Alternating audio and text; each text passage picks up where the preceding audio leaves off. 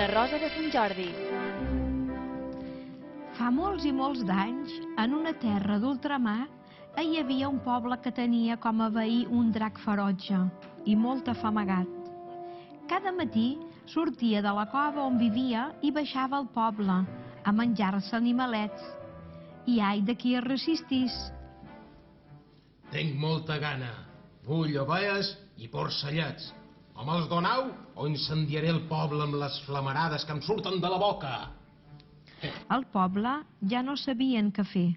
Estaven desesperats. Els homes més valents decidiren agafar garrots i llances i intentar matar el drac. Què voleu? No veus que em molestau, que faig una becada? Et volem a tu! A l'atac! Que sou de benaits. Fora d'aquí! Ai, crema! Fora!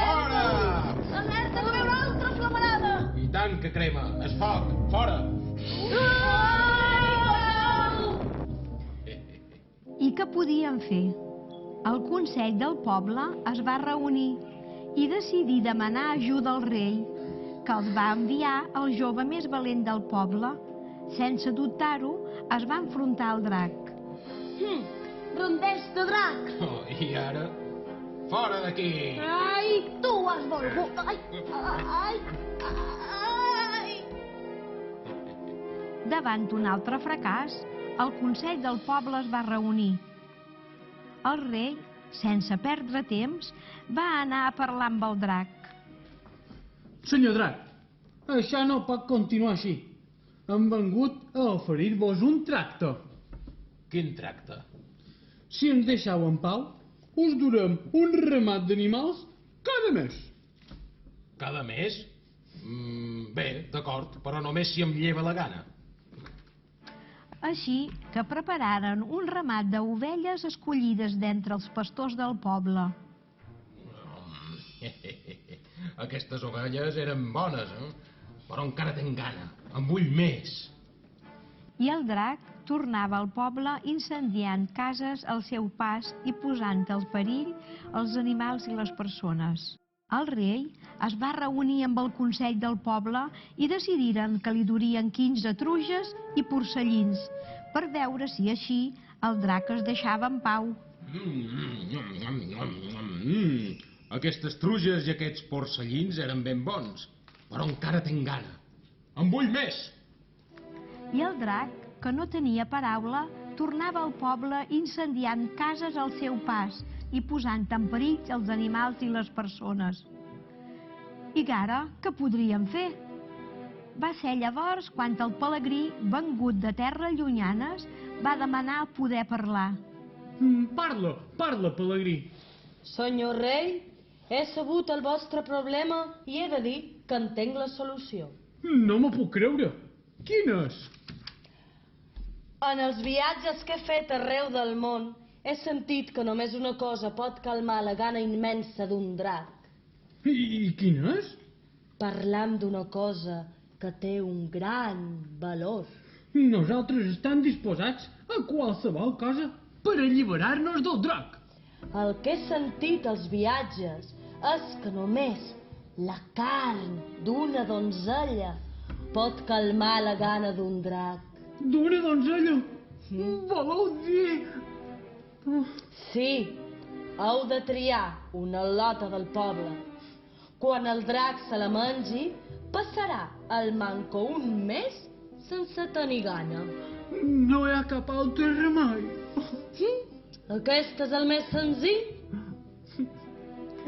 El debat va ser molt difícil a la cort, però finalment decidiren que farien el que el pelegrí savi els havia aconsellat. Amb la tristor al cor, el rei va anar a la cova del drac per fer-li la proposta. Què voleu, senyor rei? Ai, primer de tot, no em mengeu, senyor drac. Volia oferir-vos una solució per al problema que teniu de gana. I quin és? Jo no me'n vull anar d'aquí, ja que tenc la meva cova i som feliç. Nosaltres tampoc no volem abandonar la contrada, però hem pensat oferir-vos una donzella cada mes. Una donzella? Això em calmarà la gana. Sí, sí, sí. I com la triareu, majestat? Farem un sorteig entre totes les dones del poble. Entesos, la vull demà. Demà. El rei va tornar al poble. Pobre home, no sabia si estar content o trist. Va manar que tot el poble es reunís a la plaça per fer el sorteig. Totes les dones duien un paperet amb un número. La que tingués el número que sortís seria menjar de drac. I sabeu a qui li va tocar? A la filla del rei, la princesa Joana. Ai, pobreta, la princesa Joana. Sí, pobreta la Joana. Tota la cort plora. Ho sents? A veure? Oh, li ha tocat sa menjar de drac. Demà la duran a la cova del drac. Ai, pobreta. Ai, quina pena.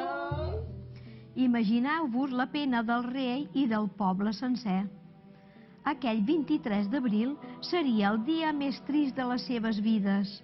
Després de plors i abraçades, dos pagesos dugueren la princesa Joana a l'entrada de la cova. Sento olor de carn humana. Ai, ma mareta. No, sento olor de carn humana.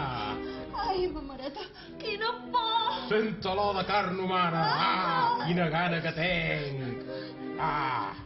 De sobte, es va sentir el toc-a-toc de les ferradures d'un cavall. Damunt del cavall hi colcava un cavaller vestit amb l'armadura més brillant que mai no s'havia vist per aquelles contrades. Ajudeu-me, cavaller. El drac em vol menjar. Ai. Drac, allibera la donzella. Et guanyaré. Dius que em guanyaràs? Ves alerta, tu, que amb el meu alè puc socarrar. I el cavaller va preparar la llança i va atacar el drac. L'animalot va escopir una gran flamarada, però res no pogué fer. Del forat, fet per la llança, va començar a rajar molta sang. La sang ràpidament es va transformar en un enorme roser ple de roses. El cavaller va descavalcar i va alliberar la donzella. Va veure el roser i va agafar una rosa.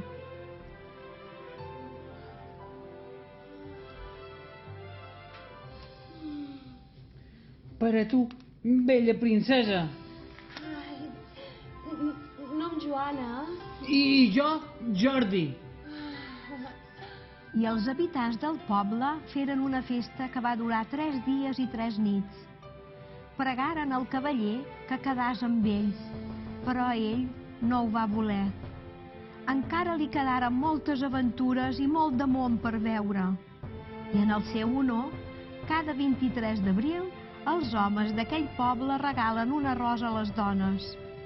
I aquesta és la història d'un drac i d'una donzella, d'un cavaller i d'una flor, que amb l'espina tant pica el nin com la nina. I conte acabat, conte contat.